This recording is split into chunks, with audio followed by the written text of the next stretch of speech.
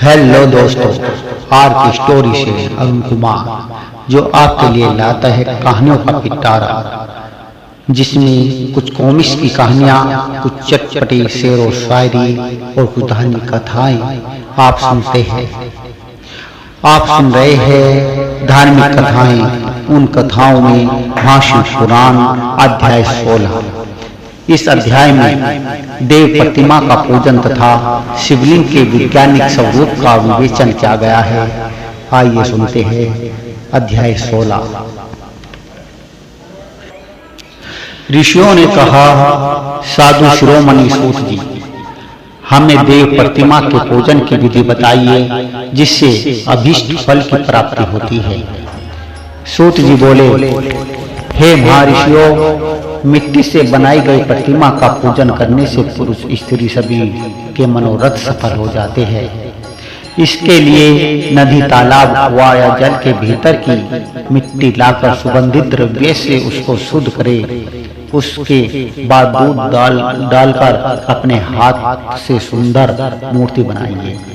पद्मासन द्वारा प्रतिमा का आदर सहित पूजन करे। गणेश, सूर्य, विष्णु, शिव, पार्वती की मूर्ति और शिवलिंग का सदैव पूजन करे।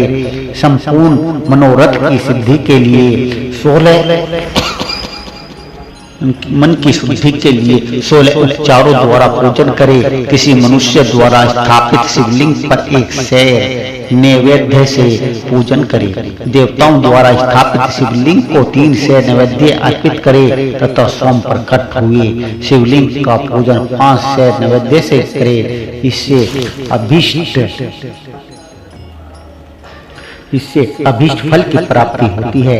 इस प्रकार सहस्त्र बार पूजन करने से सत्यलोक की प्राप्ति होती है। 12 अंगुल चौड़ा और 25 अंगुल लंबा यह लिंग का प्रमाण है और 15 अंगुल ऊंचा लोहे या लकड़ी के बनाए हुए पात्र का नाम शिव है। इसके अभिषेक से आत्मा शुद्धि, गंध चढ़ाने से, पुष्प नैवेद्य चढ़ाने से, आयु तथा धूप देने से धन की प्राप्ति होती है। दीप से ज्ञान और तांबुल से भोग मिलता है। अतएव स्नान आदि 6 पूजन के अंगों को अर्पित करे। नमस्कार और जाप संपूर्ण अभीष्ट फलों को देने वाला है। भोग और मोक्ष की इच्छा रखने वाले लोगों को पूजा के अंत में सदा जाप और नमस्कार करना चाहिए। जो मनुष्य जिस देवता की पूजा करता है वह उस देवता के लोक को प्राप्त करता है तथा उनके बीच के लोकों में उचित फल को भोगता है।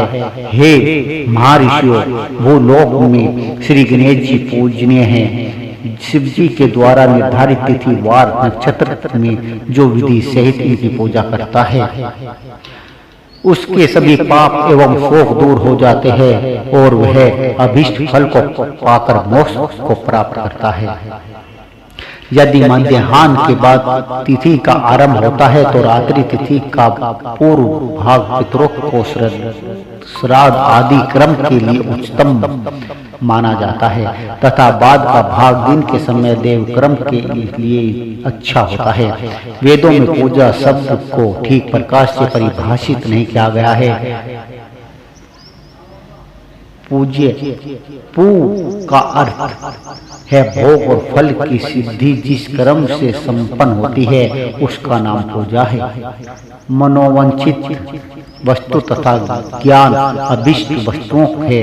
लोक और वेद में पूजा शब्द का अर्थ विख्यात है। नित्य क्रम भविष्य में फल देने वाले होते हैं। लगातार पूजन करने से शुभ कामनाओं की पूर्ति होती है तथा पापों का क्षय होता है, पाप नष्ट हो जाते हैं। हे साधु, इस प्रकार श्री विष्णु भगवान तथा अन्य देवताओं की पूजा उन देवताओं के वार, तिथि, नक्षत्र को ध्यान में रखते हुए तथा 16 उपचारों से पूजन एवं भोजन करने से अभीष्ट फल की प्राप्ति होती है। शिव जी सभी मनोरथों को पूर्ण करने वाले हैं। महाआद्रा नक्षत्र अर्थात माँ कृष्णा चतुर्दशी को शिव जी का पूजन करने से आयु की वृद्धि होती है। ऐसे ही और भी नक्षत्रों, महीनों तथा वारों में शिव जी की पूजा व भोजन भोग और मोक्ष देने वाला होता है। कार्तिक मास में देवताओं का भोजन विशेष फलदायक होता है। विद्वानों के लिए यह उचित है कि इस महीने में सब देवताओं का भजन करे, स्वयं व नियम से जाप तप हवन और दान करे, क्योंकि कार्तिक मास में देवताओं का भजन सभी दुखों को दूर करने वाला होता है। कार्तिक मास में रविवार के दिन जो सूर्य की पूजा करता है और तेल व कपास का दान करता है, उसका कुष्ठ रोग भी दूर हो जाता है। जो अपने तन मन को जीवन पर्याप्त शिव को अर्पित करता है, उसे शिव जी का मोक्ष प्रदान करते हैं। योनि और लिंग इन दोनों स्वरूपों के शिव स्वरूप में समाविष्ट होने के कारण वे जगत में जन्म निरूपण है और इसी नाते से जन्म की निवृत्ति के लिए शिव जी की पूजा का अलग विधान है। सारा जगत बिंदु नाद स्वरूप है, बिंदु शक्ति है और नाद शिव है, इसलिए सारा जगत शिव शक्ति स्वरूप ही है। नाद बिंदु का और बिंदु इस जगत का आधार है। आधार में ही आध्य का समावेश अथवा अल्य होता है। यदि सकलीकरण के है, इस सकलीकरण की स्थिति में ही सृष्टि काल में जगत और आरंभ होता है। शिवलिंग बिंदु नाद स्वरूप है, अतः इसे जगत का कारण बताया गया है। बिंदु देव है और नाद शिव, इनका संयुक्त रूप ही शिवलिंग कहलाता है। अतः जन्म के संकट से छुटकारा पाने के लिए शिवलिंग की पूजा करनी चाहिए। बिंदु रूपा देवी उमा माता है और नाद स्वरूप भगवान शिव पिता। इन माता पिता के पूज्य होने से परमानंद प्राप्ति होती है। हे ऋषियों, देवी उमा जगत की माता है और शिव जग के पिता है। जो इनकी सेवा करता है, उस पुत्र पर इनकी कृपा नित्य बढ़ती रहती है। वह पूजक पर कृपा कर उसे अपना आंतरिक ऐश्वर्य प्रदान करते हैं और शिवलिंग को माता पिता का स्वरूप मानकर पूजा करने से आंतरिक आनंद की प्राप्ति होती है। भार्गव यानी शिव पुरुष रूप है और भार्गव शक्ति प्राकृतिक कहलाती है। पुरुष आदि ग्रह है, क्योंकि वही प्रकृति का जनक है। प्रकृति में पुरुष का संयोग होने से होने वाला जन्म उसका प्रथम जन्म कहलाता है। जीव पुरुष से बारंबार जन्म और मृत्यु को प्राप्त होता है। माया द्वारा प्रकट किया जाना ही उसका जन्म कहलाता है। जीव का शरीर जन्म काल से ही 6 विकारों से युक्त होता है, इसलिए इसे जीव की संज्ञा दी गई है। जन्म लेकर जो प्राणी विभिन्न पाशों अर्थात बंधनों में पीड़ित पड़ता है, वह जीव है। जीव पशुता के पास से जितना छूटने का प्रयास करता है, उसमें उतना ही उलझता जाता है। कोई भी साधन जीव को जन्म मृत्यु के चक्र से मुक्त नहीं कर पाते। शिव के अनुग्रह से ही महामाया का प्रसाद जीव को प्राप्त होता है और मुक्ति मार्ग पर अग्रसर होता है। जन्म मृत्यु के बंधन से मुक्त होने के लिए श्रद्धा पूर्वक शिवलिंग का पूजन करना चाहिए।